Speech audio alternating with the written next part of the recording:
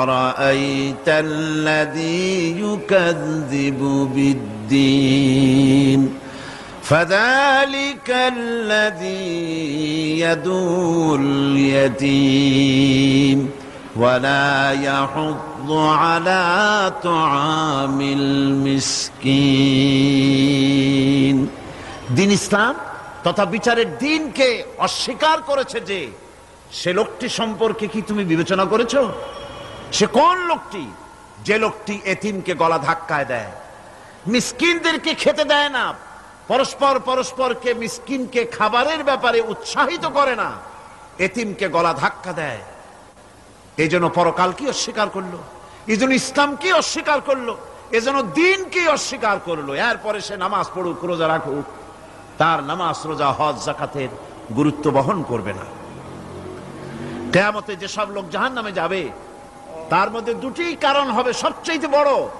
একটা হচ্ছে আল্লাহর প্রতি ঈমান না আনা, আর একটা হচ্ছে এতিম মিসকিনদেরকে খেতে না দেওয়া। এদের শাস্তি কিরকম হবে? আল্লাহ রাব্বুল আলামিন বলেন, যারা এতিম মিসকিনদেরকে খেতে দিবে না, গলায় ধাক্কা দিবে, তাদের সঙ্গে দুর্ব্যবহার করবে, আল্লাহ পাক বলেন তাদের অবস্থা কি হবে শোনো। খুযূহু ফাগুল্লুহু সুম্মাল জাহিমা সাল্লুহু। বলা হবে ধরো এই লোকটারে, ধরো আর তাকে তার গলায় ফাঁস লাগাও, তাকে জাহান্নামে নিক্ষেপ করো। নাউযুবিল্লাহি মিন যালিক। আর এরপরে তাকে 70 হাত 70 গজ শিকল দিয়ে তাকে বেঁধে ফেলো, তাকে জাহান্নামে নিক্ষেপ করো। কারণটা কি? কারণ হলো ইন্নাহু কানা লা ইউমিনু বিল্লাহিল আযীম ওয়া লা ইয়াহুদ্দু আলা তুআমিল মিসকিন। গলায় ফাঁস লাগায়া 70 হাত শিকল দিয়া বাঁধা জাহান্নামে নিক্ষেপ করো, কারণ সে আল্লাহর উপর ঈমান আনে নাই, আর এতিমদেরকে, মিসকিনদেরকে খাবারের ব্যাপারে পরস্পরকে উৎসাহিত করে নাই, নিজেও খাওয়ায় নাই, আরো একজনকে উৎসাহিতও করে নাই। কিয়ামতে জাহান্নামে যারা যাবে, জাহান্নামে যাওয়ার যতগুলি কারণ থাকবে তার মধ্যে দুটি কারণ বড়। বলেন কয়টা কারণ বড়? আল্লাহ পাক বলতেছেন জাহান্নামীদেরকে প্রশ্ন করা হবে, ইয়াতাসাআলুনা আনিল মুজরিমিন মা সালাকাকুম ফি সাকার। জাহান্নামীদেরকে প্রশ্ন করা হবে, জাহান্নামে আসছো কেন, কি অপরাধ করে আসছো? ক্বালু লাম নাকু মিনাল মুসাল্লিন ওয়া লাম নাকু নুতঈমুল মিসকিন। তারা বলবে যে আমরা নামাজ পড়তাম না আর মিসকিনদেরকে খেতে দিতাম না। কত বড় মারাত্মক অপরাধ লক্ষ্য করুন। নামাজ না পড়া আর মিসকিনদের খেতে না দেওয়া। জাহান্নামে যাওয়ার যত কারণ, তার মধ্যে শ্রেষ্ঠ দুটি কারণ হচ্ছে এই, যারা নামাজ পড়বে না, এতিম মিসকিনদেরকে খেতে দিবে না, এবং পরস্পরকে এতিম মিসকিনকে খেতে দেওয়ার ব্যাপারে উৎসাহিত করবে না, কিয়ামতে তারা জাহান্নামে যাবে। কোথায় যাবে? খোদ রাসূল করিম সাল্লাল্লাহু আলাইহি ওয়াসাল্লামকে লক্ষ্য করে আল্লাহ রাব্বুল আলামিন বলেন, নবীজি আপনি এতিমদের সঙ্গে সদ্ব্যবহার করবেন, এতিমদের ব্যাপারে আপনি দায়িত্ব পালন করবেন। কারণ হলো আপনিও তো এক সময় এতিম ছিলেন, এতিমের ব্যাপারে দায়িত্ব পালন করবেন। কোরআনে কারীমে রব্বুল আলামিন বলেন, আলাম ইয়াজিদকা ইয়াতীমান ফাআওয়া। ও নবী, আমি কি আপনাকে এতিম অবস্থায় পাই নাই? আর তারপরে আমি কি আপনাকে আশ্রয় প্রদান করিনি? আপনাকে আমি এতিম অবস্থায় পেয়েছি, এরপরে আপনাকে আশ্রয় দিয়েছি। রাসূল তো এতিমদের সরদার। পৃথিবীর কোন এতিম যেন বলতে না পারে নবীজি আমার ব্যাপারে কি বলবেন, আমি তো এতিম মানুষ, আর তিনি আমার ব্যাপারে কিভাবে আমার দরদ বুঝবেন।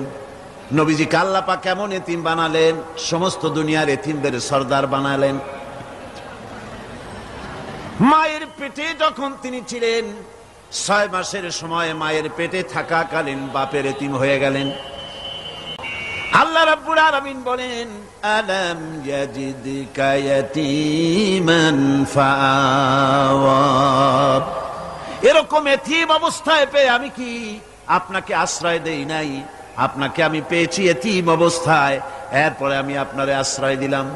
ওয়া ওয়াজাদাকা দাল্লান ফাহাদা, এরপরে আমি আপনাকে পথ হারা পেলাম, আমি আপনাকে পথের দিশা দিয়া দিলাম। ওয়া ওয়াজাদাকা আইলান ফাআগনা, এরপরে আমি আপনাকে দরিদ্র অবস্থায় পেয়েছি, তারপরে আমি আপনার দারিদ্র মুক্ত করেছি আপনাকে। সুতরাং ফাআম্মাল ইয়াতীমা ফালা তাকহার ওয়া আম্মাস সাইলা ফালা তানহার ওয়া আম্মা বিনি'মাতি রাব্বিকা ফাহাদ্দিস। সুতরাং নবী, এতিমের প্রতি নির্মম ব্যবহার করো না, এতিমের প্রতি ভালো ব্যবহার করো, নির্মমতা দেখাইও না। আর ভিক্ষুককে ধমক দিও না, রূঢ়তা দেখিও না, আর আল্লাহর নিয়ামতের প্রশংসা করো। বহুত মানুষ আছে এতিমরে গলায় ধাক্কা দেয়।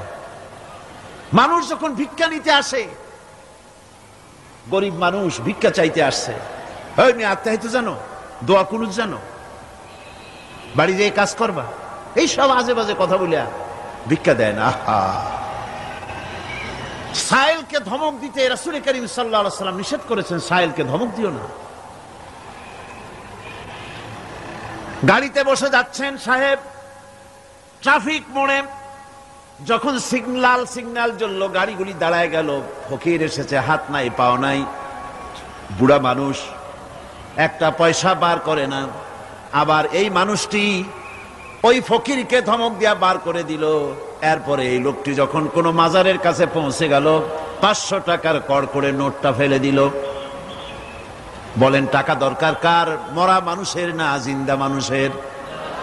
কার দরকার? যার টাকা দরকার ছিল তারে দেওয়া হলো না, যার দরকার নাই তারে দেওয়া হলো। এরপরে লোকটা না খেয়ে যখন মারা গেল, পথের ফকির, রাস্তার ফকির, না খেয়ে মারা গেছে। এরপরে তার কাফনের কাপড় নাই, লোকটাকে রাস্তার উপরে শোয়া একটা ছেঁড়া কাপড় দিয়ে ঢেকে রেখেছে। বড় লোকেরা, সাহেবরা তখন গাড়ি দাঁড় করে আর 5টা টাকা 2টা টাকা করে তার লাশের উপরে মারতেছে। এটা মানবতার এর চাইতে লাঞ্ছনা, মানবতার জন্য এর চাইতে গঞ্জনা আর কিছুই হতে পারে না। মানবতার প্রতি লাঞ্ছনা, এর থেকে আর দুর্গতি কি হতে পারে? বেঁচে থাকার সময় 1টা টাকা আপনি দিলেন না, মরে যাওয়ার পর বিদায় হয়েছে বালাই, এখন দেওয়া শুরু করেছে। আমার বন্ধুগণ, এজন্য এতিমের প্রতি দরদ করার জন্য আল্লাহ পাক কোরআনের ভিতরে পরিষ্কার বলেছেন। রাসূল করিম সাল্লাল্লাহু আলাইহি ওয়াসাল্লাম নিজে এতিম ছিলেন, আর এতিমের প্রতি তার এত দরদ ছিল। এতিমের প্রতি দরদ রাখার জন্য আল্লাহ রাব্বুল আলামিন বলেছেন, এতিম, মিসকিন, বিধবা, অসহায় লোক, তাদের প্রতি যাতে করে মুসলিম সমাজ লক্ষ্য রাখে, সেজন্য আল্লাহ পাক নির্দেশ করেছেন। বুখারী এবং মুসলিম শরীফের হাদিসে এসেছে, আস-সাই আলাল আরমালাত ওয়াল মিসকিন কাস-সাই ফি সাবিলিল্লাহ। বিধবাদের জন্য, মিসকিনের জন্য কেউ যদি কোনো উদ্যোগ গ্রহণ করে, কেউ কোনো সাহায্য দেয়, জিহাদের ময়দানে জিহাদ করে আল্লাহর রাস্তায় যে সওয়াব পাওয়া যায়, যে মর্যাদা পাওয়া যায় আল্লাহর কাছে, এতিম, মিসকিন, বিধবাকে সাহায্য করলে সেই সওয়াব আল্লাহ রাব্বুল আলামিন আমলনামায় দিয়ে দেন।